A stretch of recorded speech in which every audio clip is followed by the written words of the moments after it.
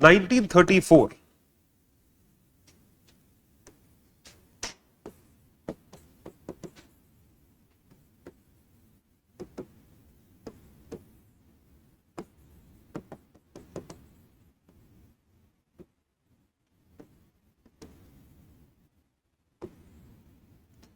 M. Vishveshwaraya, a very prolific thinker in the world of Indian political movement and Indian economy, authored a book by the name of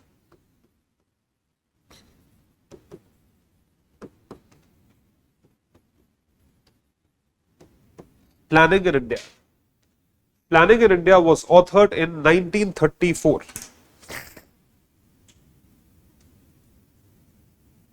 1934 में इस किताब को लिखा गया। पहली बार इन्होंने without the fear of being judged, without the expectation of being independent, अब 1934 में तो कहीं से इंडिपेंडेंस थी नहीं, आपको पता भी नहीं था कि इंडिपेंडेंस आएगी नहीं आएगी। गांधी जी तो 1942 क्विट इंडिया मूवमेंट के टाइम किसकी बात कर रहे थे? किसकी?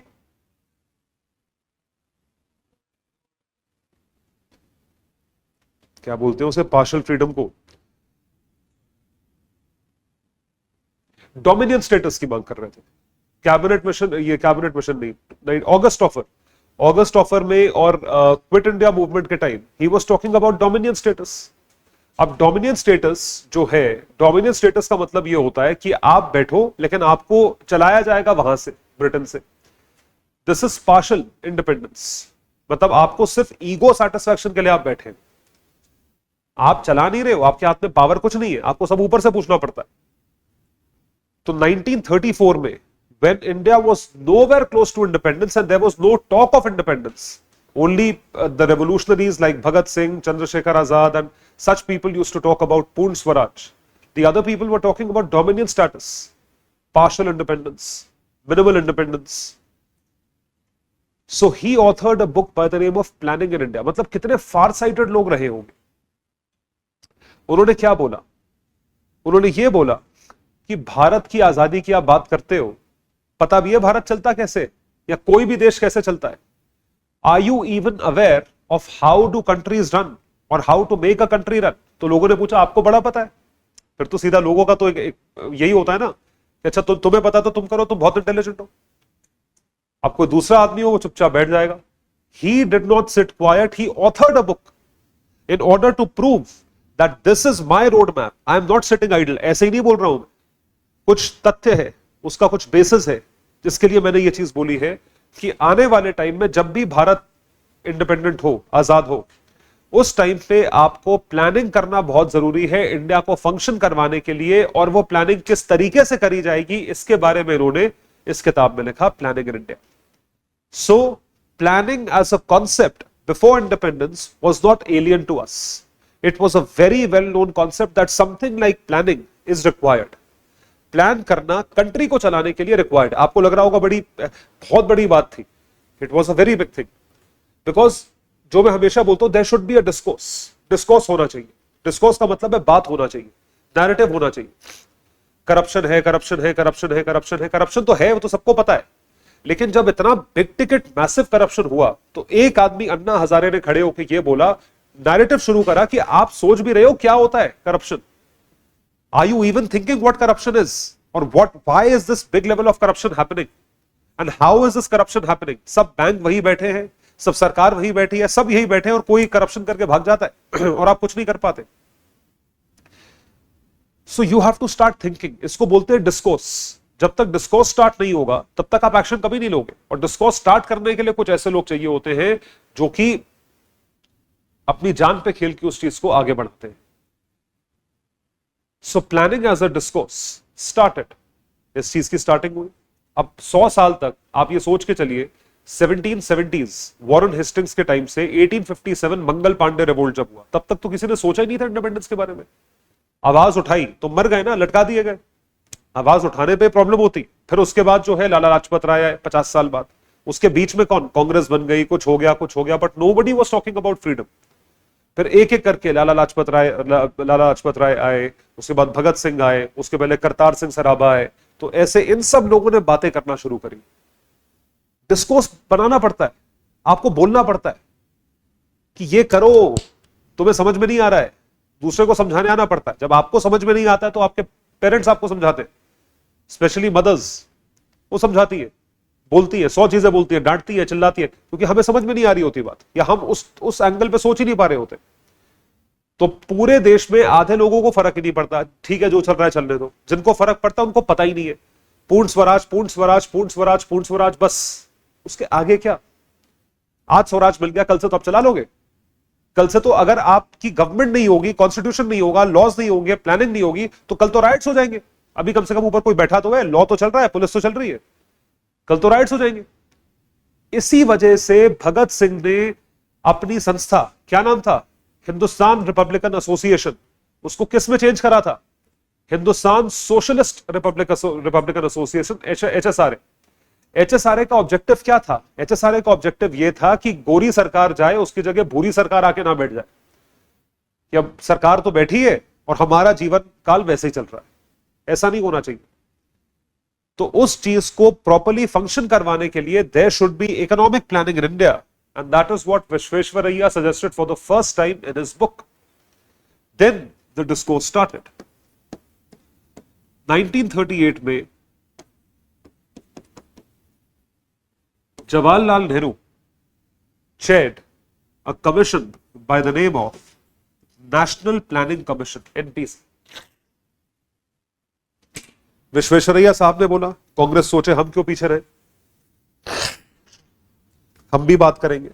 अच्छी बात है, मतलब अगर आप पॉजिटिव कंस्ट्रक्ट कर रहे हो कुछ, if you are making something positive which would actually benefit us, then it is good, it is always good.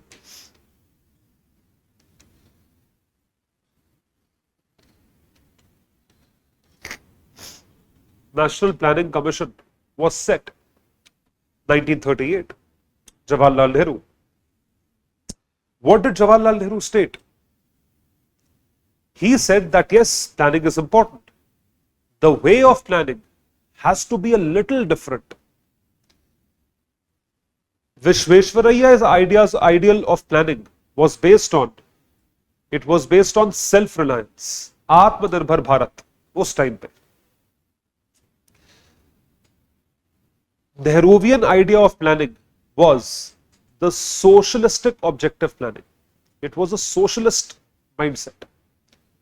उनका यह कहना था सामाजिक तौर पे क्या चीज लोगों के लिए फायदेमंद रहेगी, what would be beneficial for the entire society, we would be doing that.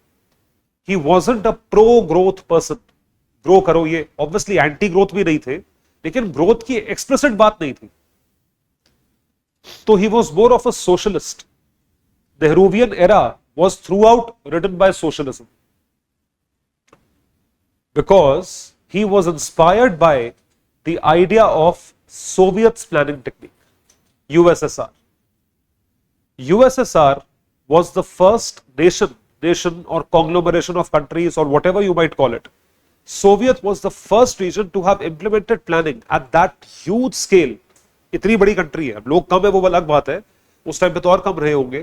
That huge scale post the first world war, and they were under a dictator, Joseph Stalin.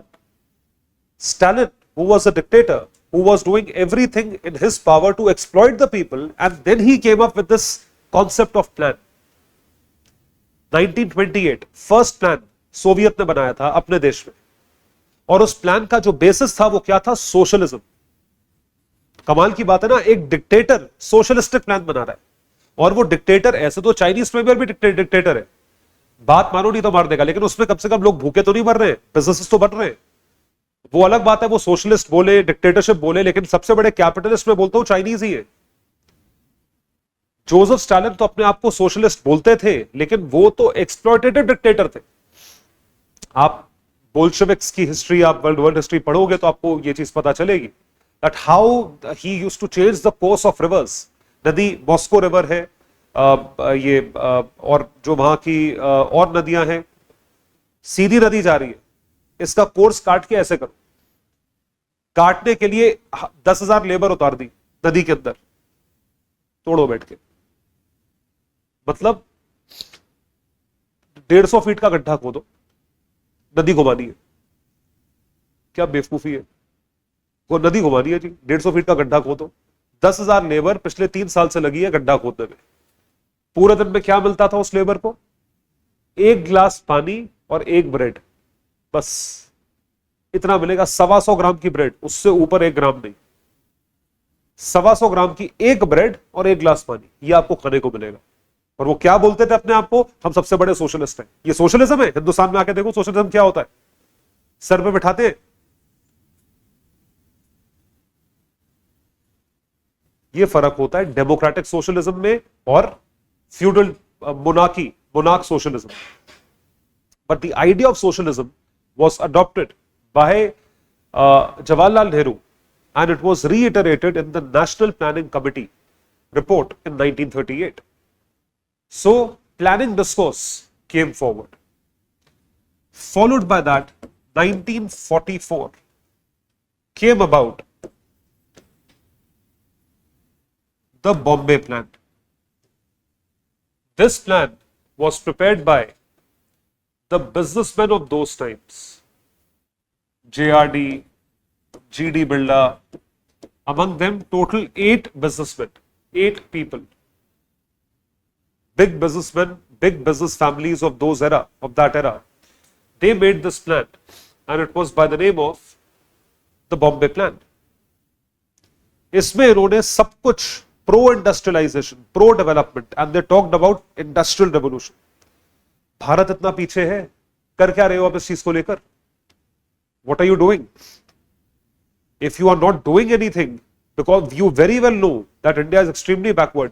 जो बाकी देश 100 साल 150 साल पहले कर चुके हैं रेवोल्यूशंस, आपने पढ़े हैं। इंडस्ट्रियल रेवोल्यूशन अगर सारे देश कर चुके हैं 150-200 साल पहले और आज तक भारत में नहीं हुआ, तो इंडस्ट्री बनाना भी तो जरूरी है। कौन देख रहा है इसमें? तो बॉम्बे प्लान बना, and because it was prepared by industrialist and businessman, hence this plan was what? It was a pro-industrialist plan, 1944. अब जब कोई भी चीज प्रो इंडस्ट्रियलाइजेशन आती है, कोई भी डेवलपमेंट की बात होती है, कोई भी आगे बढ़ने की बात होती है, तो उसके अगेंस्ट कौन खड़े हो जाते हैं? गांधीयंस खड़े हो जाते हैं।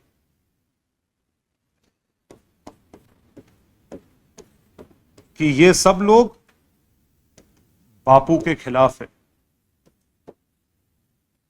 बापू का मजाक उड़ाना आज का फैशन हो गया। समझ रहे हैं आप लोग?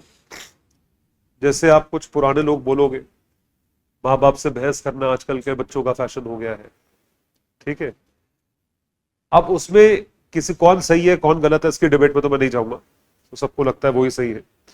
तो बापू का मजाक उड़ाना आजकल का फैशन हो गया है, बापू को गाली देना फैशन हो गया है, जो शुरू करा एचआरए ने और कंटिन्यू करा बाकी सब लोगों ने। Gandhian plan was prepared, S N. Agarwal, Shriman Narayan, इन लोगों के द्वारा यह प्लान बनाया गया, purely based on Gandhian principles and Gandhi's ideals.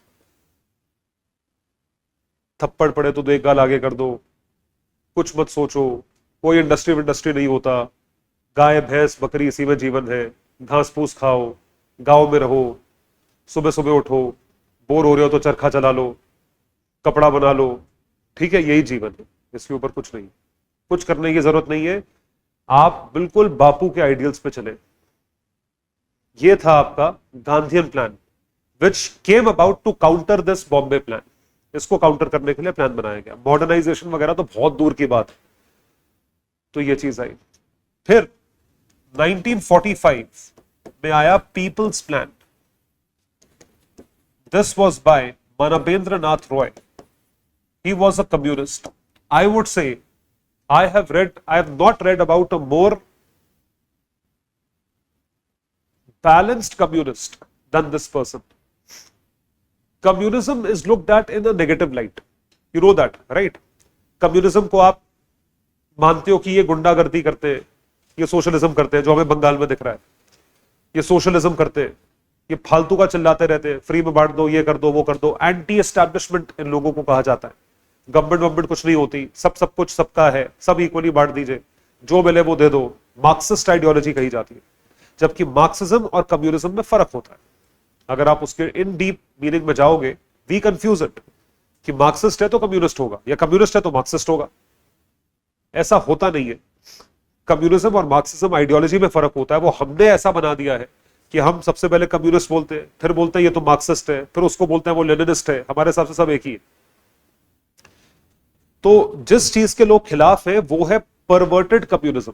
Perverted का मतलब है जो पागलपन के लेवल पे कम्युनिज्म फॉलो करते हैं, जिन्होंने कम्युनिज्म का इंटरप्रिटेशन ही गलत कर, उस चीज को कम्युनिज्म कहा जाता है, या उसको जो है आप डिटेस्ट करते हैं। Manabhendranath Roy was not that kind of a communist. He was a communist leader, but he wasn't that kind of a communist leader.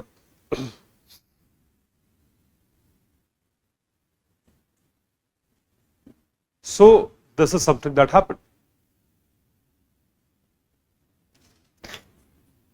Good.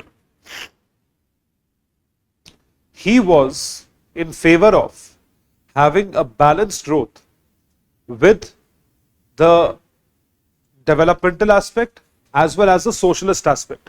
दोनों चीजों को आप बैलेंस करके चलो। दोनों चीजों को कैसे लेके चलोगे? बैलेंस करके लेके चलोगे। This happened according to the people's plan, Manabendranath Roy plan.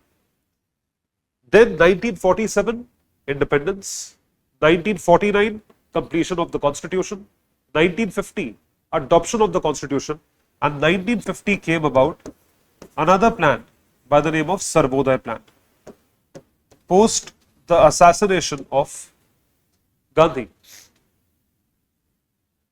Jayaprakash Narayan और इन सब लोगों ने मिलकर, जो गांधी जी के भक्त थे, उन्होंने ये प्लान बनाया। They made this plan and the name of the plan was the Sarvodaya Plan, कि गांधी जी के आइडियल्स को नहीं भूलना चाहिए, इस चीज पे ही फोकस होना चाहिए। तो जो चीजें आज की डेट में हमारे डायरेक्टिव प्रिंसिपल्स में लिखी है, आर्टिकल 36 टू आर्टिकल 51, उसमें कुछ आर्टिकल्स जिनको आप गांधीयन प्रिंसिपल्स कहते हो ना। किनको कहते हो? कौन कौन से आर्टिकल हैं? याद नहीं हुए? देखो, याद करने की ट्रिक बताता हूं। जो गांधीयन प्रिंसिपल्स है, 40 + 4 + 3 + 1 + 1, ये कोड वर्ड है गांधीयन प्रिंसिपल्स का। 40, 43, 46, 47, 48, ये 5 गांधीयन प्रिंसिपल्स है। ठीक है। ये आर्टिकल 40 है पंचायती राज इंस्टीट्यूशन, जिसके बारे में सर्वोदय प्लान में बात करी। 43 है आपका कोऑपरेटिव सेक्टर, जिसमें बाद में अमेंडमेंट भी हुआ था, 43A 43B। 46 है SC ST। 47 है फॉरेस्ट, एनवायरमेंट, वाइल्ड लाइफ। और 48 है animal husbandry, that don't slaughter animals for consumption. ठीक है। ये आपके 5 आर्टिकल्स हैं।